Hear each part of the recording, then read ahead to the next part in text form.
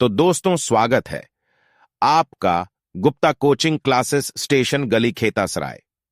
और ये वो क्वेश्चन है जो सबसे ज्यादा परीक्षाओं में ट्रेंड होते हैं। मुझे लगता है कि ये 30 क्वेश्चन 10 मिनट के अंदर पूरी व्याख्या के साथ, चित्र के साथ आपको देखने चाहिए और अपने लेवल को यहां पर परखना चाहिए। पहला क्वेश्चन है बिना रुके, भोजन का पाचन प्रारंभ होता है, तो मैं आपको बता देता हूं, भोजन को पचाने के लिए कहीं ना कहीं एंजाइम्स की भी जरूरत होती है।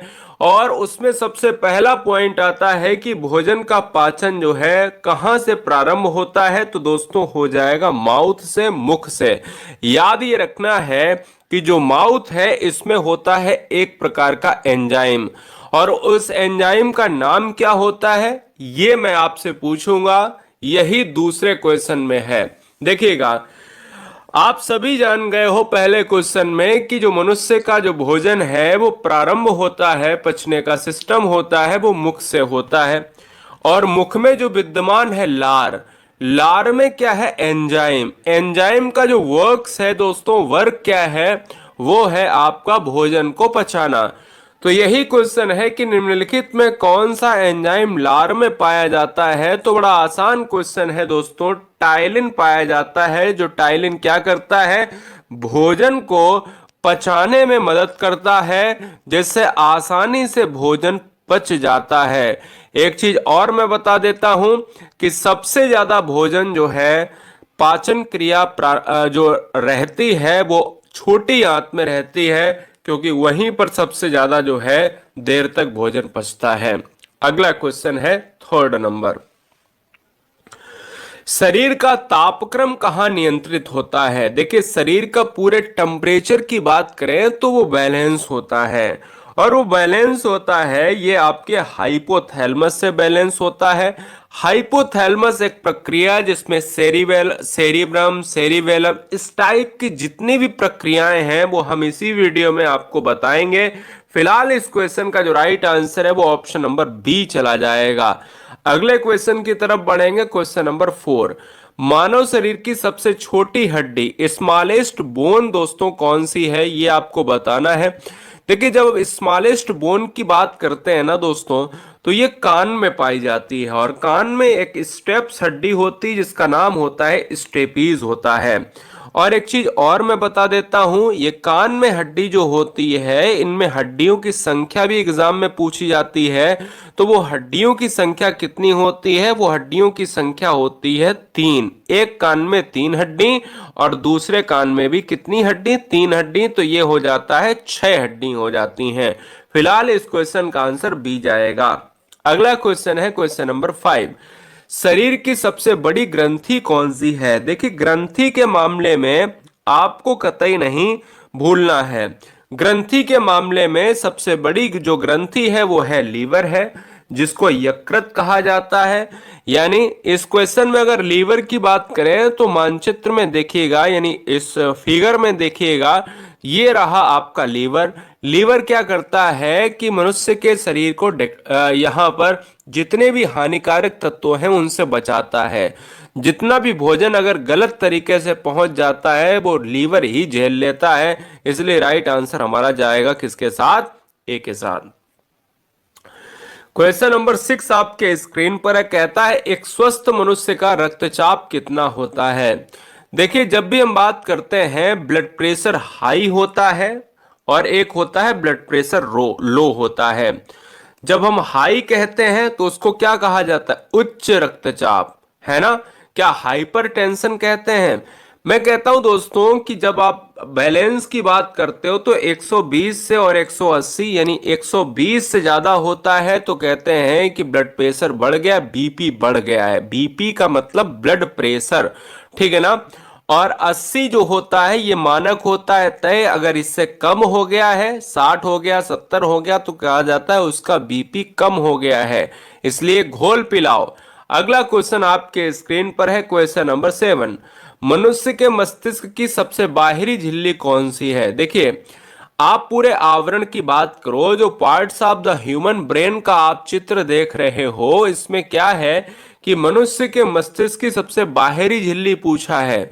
देखिए, कहीं ना कहीं मनुष्य का जो ब्रेन है वो कहीं ना कहीं आपके शरीर के टेम्परेचर को भी बैलेंस करता है, मनुष्य की ऐच्छिक क्रियाओं को भी बैलेंस करता है। और अगर हम ड्यूरामीटर की बात करें तो ये क्या हो जाएगा, इस क्वेश्चन का आंसर हो जाएगा। ड्यूरामीटर क्या है, ये क्या करता है, ये पूरे जो है क्या करता है, ये पूरे मस्तिष्क का क्या है, एक आवरण है, जिसमें हम कहते हैं कि भाई देखिए हमें पैसे रखने के लिए क्या होता है, पैसे रखने के लिए हमें एक पॉकेट चाहिए, इसी तरीके से ब्रेन को रखने के लिए एक झिल्ली है, वही में उसी में जो है आपका ब्रेन बंद है। क्वेश्चन नंबर 8, मछलियां किस अंग से सांस लेती हैं, आपको बताना है दोस्तों। मछलियां जो है हमेशा गिल से सांस, जिसको गिल्स कहा जाता है, और गिल्स कहा जाता है तो इसलिए इस क्वेश्चन का जो राइट आंसर है वो जाएगा किसके साथ, थर्ड के साथ चला जाएगा, सी के साथ चला जाएगा। ऑप्शन नंबर सी को लॉक करेंगे। 9 नंबर, रक्त किस प्रकार का ऊतक है। देखिए दोस्तों, रक्त किस प्रकार का ऊतक है, तो अगर ऐसे क्वेश्चंस एग्जाम में ट्रेंड होते हैं तो मैं कहता हूं कि रक्त एक क्या है, संयोजी ऊतक है। रक्त एक संयोजी ऊतक है, इसका 7.4 क्या होता है, 7.4 इसका क्या होता है, पीएच होता है। मैं आपको बता देता हूं 7.4 क्या होता है, इसका पीएच होता है। और यह एक तरल संयोजी ऊतक है, अगर ऐसा कहोगे तो और अच्छा रहेगा। एक चीज और बता देते हैं, मनुष्य के शरीर में ब्लड की जो वो होती है क्या, ब्लड की दोस्तों वो होती है कैपेसिटी होती है कि कितना लीटर ब्लड होता है, तो 6 लीटर यानी 5 to 6 लीटर जो है यहां पर होता है। और ये मेल कैंडिडेट का है, और यहीं पर फीमेल कैंडिडेट में आधा लीटर कम हो जाता है। बाइल स्रावित होता है, पित्त कहां पर स्रावित होता है, पहला है हृदय, दूसरा है अमाशय, तीसरा है आहार नाल, और चौथा है यकृत। देखिए वाइल जो होता है पित्त होता है तो पित्त की थैली से संबंधित है, और पित्त जो स्रावित होता, देखिए पित्त की थैली में पित्त रहता है, जिसको गाल ब्लैडर कहा जाता है। और पित्त प्रोड्यूस कहां से होता है, स्रावित कहां से होता है, तो दोस्तों ये होता है आपके यकृत से ही होता है, और यकृत का मतलब होता है लीवर होता है। इसलिए राइट आंसर जो जाएगा वो ऑप्शन नंबर किसके साथ, डी के साथ लॉक हो जाएगा।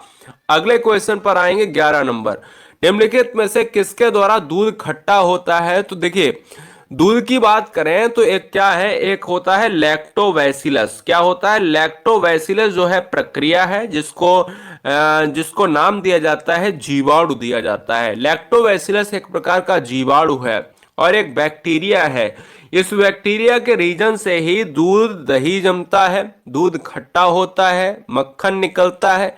यही प्रक्रिया होती है जो हमारे शरीर के लिए अच्छा है। तो बैक्टीरिया भी हमारे शरीर के लिए क्या होते हैं, कुछ बैक्टीरिया हमारे शरीर के लिए अच्छे होते हैं, लाइक लैक्टोबैसिलस। कुत्ते के काटने से जिस विषाणु के द्वारा घात रोग उत्पन्न होता है क्या कहलाता है। तो कुत्ते के काटने से जिस विषाणु के द्वारा घात रोग होता है उसको कहा जाता है हाइड्रोफोबिया कहा जाता है। हाइड्रोफोबिया का मतलब होता है कि इस रोग से पीड़ित व्यक्ति को पानी से डर लगने लगता है। फोबिया का मतलब होता है भय, डर, और हाइड्रो का मतलब होता है पानी से। हम ये कह सकते हैं कि इस क्वेश्चन का जो राइट आंसर है 12 का डी ऑप्शन को हम लॉक करेंगे। याद ये रखना है कि वायरस की डिजीज की जो खोज करी है, वायरस को खोजा है, किसने खोजा, इवोन विस्की ने खोजा है। अगले क्वेश्चन की तरफ बढ़ेंगे, क्वेश्चन नंबर 13।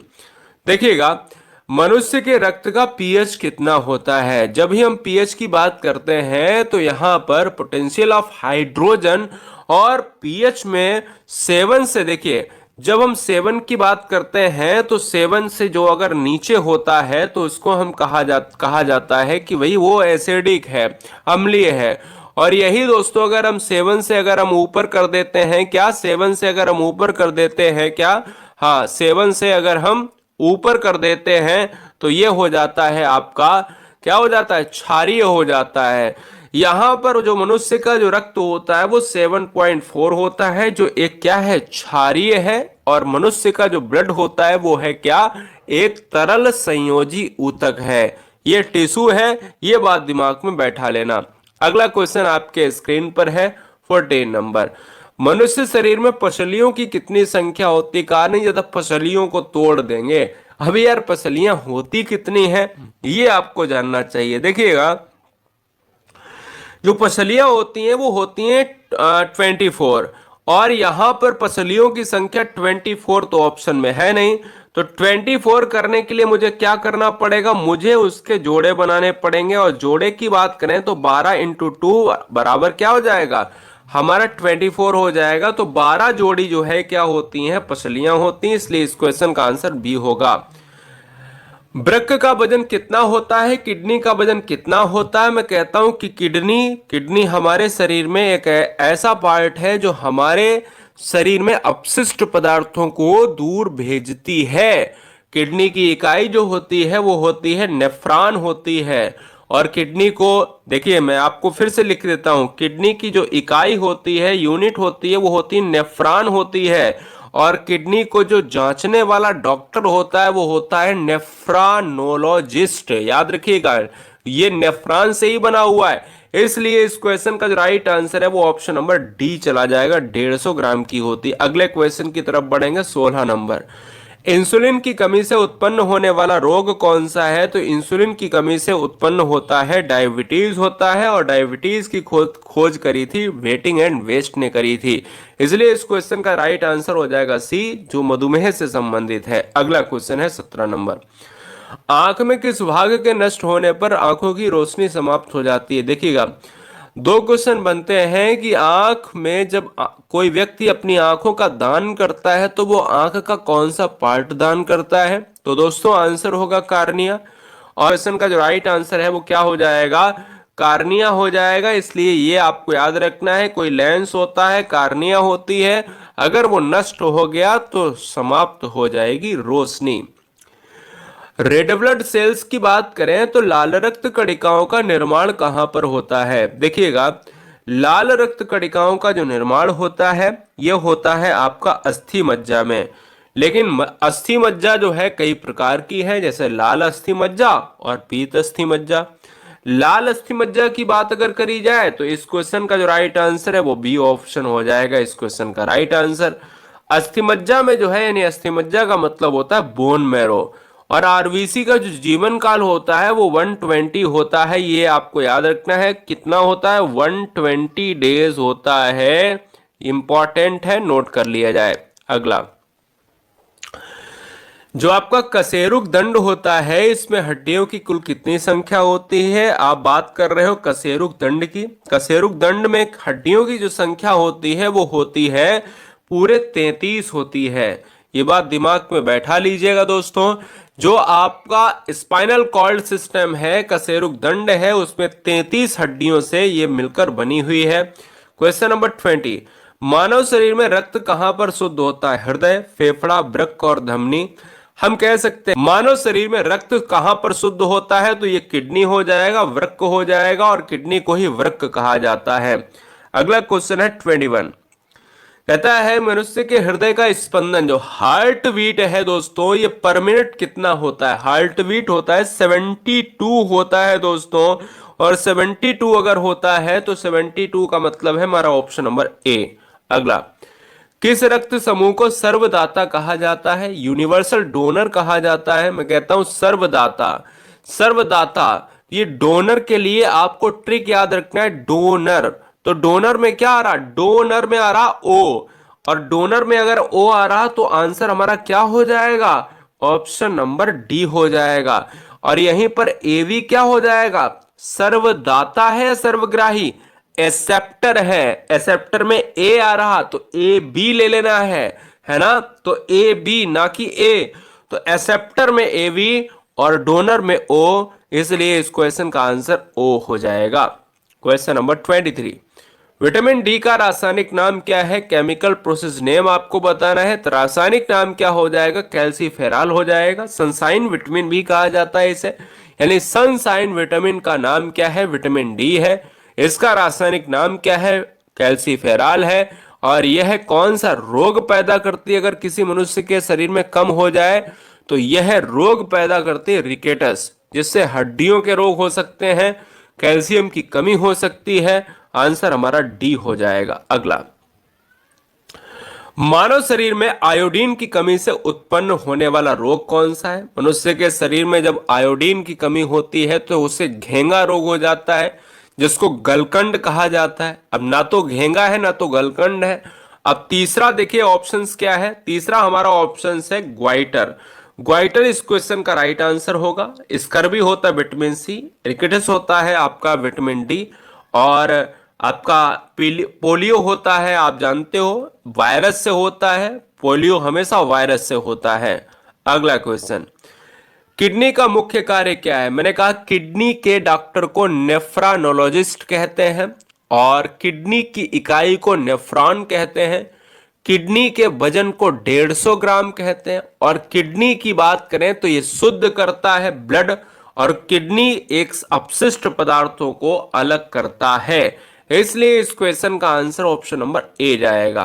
कौन सा विटामिन सनशाइन विटामिन है या सूर्य की रोशनी में बनता है? अभी अभी मैंने आपको डायरेक्ट बताया है कि सनशाइन विटामिन कौन सा विटामिन है, तो विटामिन डी, जिसका रासायनिक नाम होता है कैल्सीफेरॉल होता है। क्या होता है? कैल्सीफेरॉल होता है। इसलिए इस क्वेश्चन का जो राइट आंसर है वो ऑप्शन नंबर डी सी हो जाएगा।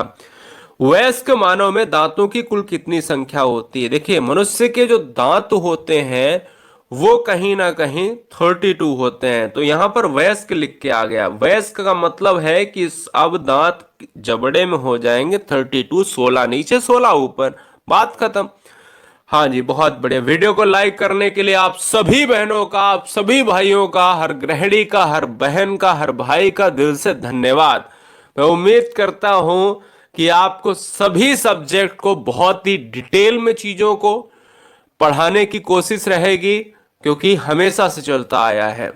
चलिए, बहुत बढ़िया। वायरस से फैलने वाले रोग कौन से हैं? पोलियो हुआ, एड्स हुआ, चेचक हुआ, खसरा हुआ, है ना। ये सब जो है आपके फैलते हैं, किससे फैलते हैं? ये आपके फैलते हैं, आपके वायरस से फैलते हैं। मनुष्य के शरीर का सबसे बड़ा अंग कौन सा है?